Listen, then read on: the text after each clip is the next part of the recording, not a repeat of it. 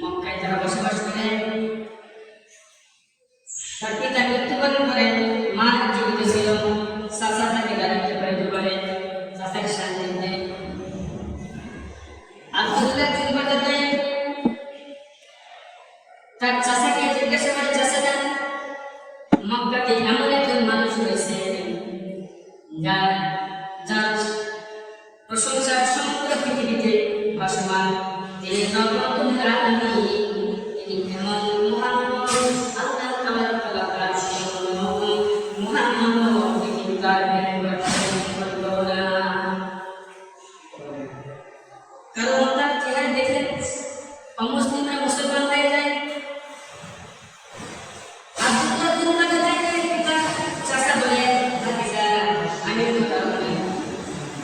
অনেকটা সম্মান শুনেছি, অনেকটা সম্মান শুনেছি, অনেকটা গুণগান শুনেছি, কারণ তার কোনো মানুষ করতে পারে না। এবং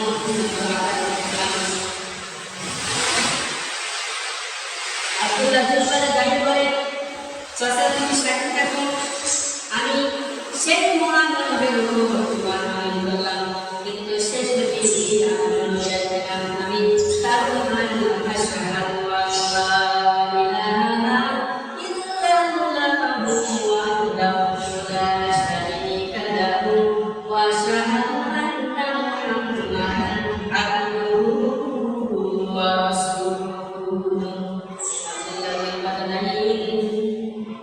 বিশ্বনবী মুহাম্মদ সাল্লাল্লাহু আলাইহি ওয়াসাল্লামের খেদমতের দরবারে দোয়া করাই মুসলমান নবী মুহাম্মদ তোমাদের কাছে করে নিলেন। চাচা বলে, ভাতিজা তুমি যে মুসলমান হয়েছো, কালেমা পড়েছিলে, ভয়াবহ পরিণাম তুমি কি জানো? বলতেছে কি পরিণাম? বলতেছে ভাতিজা এর ভয়াবহ পরিণাম, তুমি তো আমার নিকট থেকে, আমার সংস্পর্শ থেকে বড় হয়ে গেছো, আমি তোমাকে অবশ্যই করে দিব, তোমাকে আমি দেশান্তরিত করে দেবো, আমার নিকট থেকে বের করে দেবো, বাইরে করে দেবো, আমার ঘর থেকে বাইরে করে দেবো, এমনকি আমার যতমাত্র সম্পদ তোমার নিকট রয়েছে সম্পূর্ণ অর্থ সম্পদগুলো আমি তোমার থেকে ছিনিয়ে নিব।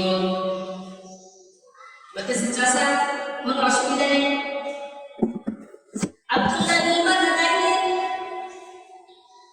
চাচা তার যে একটা বাহন ছিল, মরুভূমির জাহাজ যাকে বলা হয়, মুখটা তার নিকট থেকে ছিনিয়ে নিয়েছে। মুখ দিয়ে দাও, তোমার নিকট যত অর্থ সম্পদ রয়েছে সম্পূর্ণ অর্থ সম্পদগুলো আমাকে দিয়ে দাও। আব্দুল্লাহ জিলবাদাই সম্পদগুলো দিয়ে দেয়। শুধু তাই না, আব্দুল্লাহ জিলবাদাই বলে, ওগো চাচা এমনকি আমার সম্পূর্ণ অর্থ সম্পদ আপনাকে দিয়ে দিলাম। চাচা বলে, ভাতিজা তোমার পরনে যে কাপড় রয়েছে, তোমার পরিধানের কাপড়গুলো ওইগুলো আমার দেওয়া, আমার নিজস্ব অর্থ দিয়ে তোমার শরীরের কাপড় চোপড়গুলো কি করেছে আমি ক্রয় করে দিয়েছি, যেহেতু আমার টাকা পয়সা দেওয়া অর্থ দিয়ে তোমার শরীরের কাপড় চোপড় ক্রয় করা, ওগুলো কি করে দেওয়া করে দাও।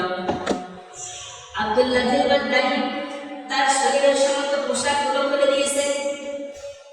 এমনকি শুধু তাই না, আব্দুল্লাহ জিলবাদাই তার শরীরের লজ্জাস্থান ঢেকে রাখবে মতো একটা কাপড় ছিল, বলতেছে তার চাচা আব্দুল্লাহ তোমার শরীরের যে কাপড় রয়েছে ওই কাপড়টাও লজ্জাস্থান ঢেকে রাখার কাপড়টাও খুলে দিয়ে দাও। মুসলমান বন্ধুগণ, এটা অন্য কোনো সাথে না, যখন মানুষ ইসলামের জন্য, ইসলামকে প্রতিষ্ঠা করার জন্য, ইমানদার মুমিনকে হওয়ার জন্য যখন আব্দুল্লাহ জিলবাদাই এমন কিছু ত্যাগ করলো, অর্থ সম্পদ সব ত্যাগ করেছেন, তার চলাফেরার যানবাহন সেটাও ত্যাগ করে দিয়েছেন, এমনকি তার পরিবারের সমস্ত কাপড় সব করে দিয়েছেন। বিবস্ত্র উলঙ্গ অবস্থা, মুসলমান হওয়ার আগে তার নাম ছিল আব্দুল উজ্জা। সেই আব্দুল উজ্জা যখন মার নিয়েছে বিদায় করল, মা আমার চাচা আমার সম্পূর্ণ অর্থ সম্পদের মধ্যে আমার পরিধানের সম্পূর্ণ কাপড়গুলো আমার নিকট থেকে করে নিয়েছে। আব্দুল উজ্জা একবার দেখে না দেখে ভান করে তার চক্ষুকে মাটির দিকে ফেলে নিয়েছে, বলতেছে বাবা এই অবস্থা কি জন্য? বলতেছে মা আমি বিশ্ব নবী মুহাম্মদ রাসূলুল্লাহ সাল্লাল্লাহু আলাইহি ওয়াসাল্লামের কালে আমার কারণে মুমিন ইসলাম ধর্ম গ্রহণ করার কারণে চাচা আমার নিকটে চাচার যত সম্পদ ছিল, যত টাকা পয়সা ছিল, এমনকি আমার পরিবারের সম্পূর্ণ কাপড়গুলো ভোগ করে নিয়েছে। আত্মলজ্জাটা তার একটা সিরা পুরাতন জীর্ণশীর্ণ একটা কম্বল দিয়েছে, বাবা নাম এই নাম আমার শত করে ঢেকে দাও। আব্দুল উজ্জা তার শরীরকে আবৃত করেছে, করার পরে আব্দুল উজ্জা দৌড়ে আস্তে আস্তে থাকেন মদিনায় চলে যায়। মদিনাতে যাওয়ার পর ঠান্ডা অবস্থা, ঠান্ডার মৌসুম, ঠান্ডার সময় আব্দুল উজ্জা মসজিদে নববীর বারান্দায় যে দোলনায় ভিড় সেই আসহাবে সুফা সাহাবায়ে কেরাম মসজিদে নববীতে তারা সার্বক্ষণিক অবস্থায় থাকতেন। টাকা দেওয়া বিশ্ব নবী মুহাম্মদ সাল্লাল্লাহু আলাইহি ওয়াসাল্লামের জবান থেকে কথাবার্তা শুনতে হাদিস শুনে হাদিস করা সম্ভব। আব্দুল উজ্জা একটা চাদর একটা কম্বল আবৃত করে ঠান্ডার সময় থরথর করে কাঁপতেছে, কাঁপার পর দেখছে সাহাবায়ে কেরাম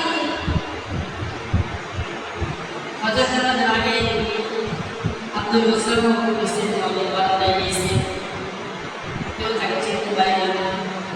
বিশ্বনবী মুহাম্মদ সাল্লাল্লাহু আলাইহি ওয়াসাল্লামের কাছে ইয়া রাসূলুল্লাহ আপনি দেখতে এসেছেন, আপনাকে আপনার সঙ্গে সাক্ষাৎ করতে।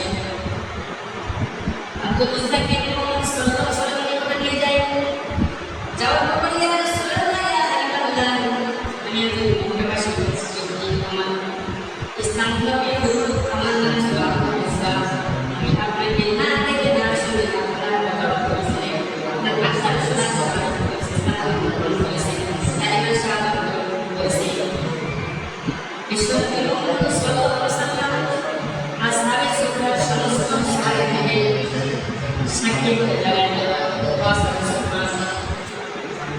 সাহাবীরা শোনো, এই আব্দুল উজ্জা অনেক কষ্ট করে মক্কা থেকে মদিনায় চলে এসেছে, তার শরীরে একটা কাপড় পর্যন্ত বাকি করতে দেয় না। বলেন ইয়া রাসূলুল্লাহ ইয়া হাবিবাল্লাহ আমি যখন আপনার কালিমা শাহাদাত করেছি, ইসলাম গ্রহণ করেছি, ইসলাম ধর্ম গ্রহণ করার পরে আমার চাচা সম্পূর্ণ সন্তান আমার শরীরের সমস্ত কাপড় সব করে নিয়েছে। মুসলমান বন্ধুগণ, বিশ্বনবী মুহাম্মদ সাল্লাল্লাহু আলাইহি ওয়াসাল্লাম সম্পূর্ণ কথা শোনার পরে আব্দুল উজ্জা তোমার নাম এখন থেকে আব্দুল উজ্জা না, তোমার নাম হবে আব্দুল্লাহ। নাম কি? আব্দুল্লাহ, তাই না? আব্দুল্লাহ জুলবাজাদানি। বিশ্বনবী মুহাম্মদ সাল্লাল্লাহু আলাইহি ওয়াসাল্লাম আসহাবে সুফরা সাহাবা আজমাইনদেরকে জানিয়ে দেন আসহাবে সুফরা সাহাবারা শোনো, আব্দুল উজ্জা তার পূর্বের নাম ছিল, তার নাম আব্দুল্লাহ জুলবাজাদানি। অনেক কষ্ট করে এই পর্যন্ত সে মুসলমান হয়ে আমাদের নিকটে এসেছে, সে এখন তোমাদের আপনার সাথী। তোমরা আব্দুল্লাহকে কোরআন কারীম শিক্ষা দেবে, যাতে করে আব্দুল্লাহ তোমাদের নিকট থেকে কোরআন কারীম শিখতে পারে। আব্দুল্লাহ জুলবাজাদানি আসহাবে সুফার নিকট বসে, আসহাবে সুফার সাহাবীদের নিকট বসে সে কোরআন কারীম শিক্ষা গ্রহণ করে। বিশ্বনবী মুহাম্মদ সাল্লাল্লাহু আলাইহি ওয়াসাল্লামের বাতলানো নিয়ম অনুযায়ী আব্দুল্লাহ জুলবাজাদানি সাহাবীদের নিকট বসে বসে কোরআন কারীম শিখে গেছে। বলেন সুবহানাল্লাহ। কারণ সে একজন নবমুসলিম, যখন কোরআন কারীম পড়া শিখছে, কোরআন কারীম পড়া শেখার পর যখন তেলাওয়াত করে, যখন যে অবস্থায় সে তেলাওয়াত করত, কোনো সময় আস্তে তেলাওয়াত করে, কোনো সময় জোরে তেলাওয়াত করে, কিন্তু আব্দুল্লাহ জুলবাজাদানি সে তো নবমুসলিম, ইসলাম ধর্ম গ্রহণ করার পর কোরআন কারীম শিখেছে। আলাইহিম বিভিন্ন সময় কোরআন কারীম তেলাওয়াত করে রাত্রে দিনে শোয়া অবস্থায় বসা অবস্থায় জাগ্রত অবস্থা অন্যান্য সাহাবার বাড়িতে অনেক সময় কষ্ট হয়ে যায় আব্দুল্লাহ জিলবালাদাই যখন কোরআন কারীম তেলাওয়াত করে সাহাবারা তাদের কষ্ট হয়ে যায় মুহাম্মদ সাল্লাল্লাহু আলাইহি ওয়াসাল্লাম কি করেন যখন অভিযোগ আসে ইয়া রাসূলুল্লাহ ইয়া হাবিবাল্লাহ নতুন সাহাবী আব্দুল্লাহ জিলবালাদাই কোরআন কারীম তেলাওয়াত করে আমাদের কষ্ট হয় আমাদের ঘুমের টাকা ভাগে মুহাম্মদ সাল্লাল্লাহু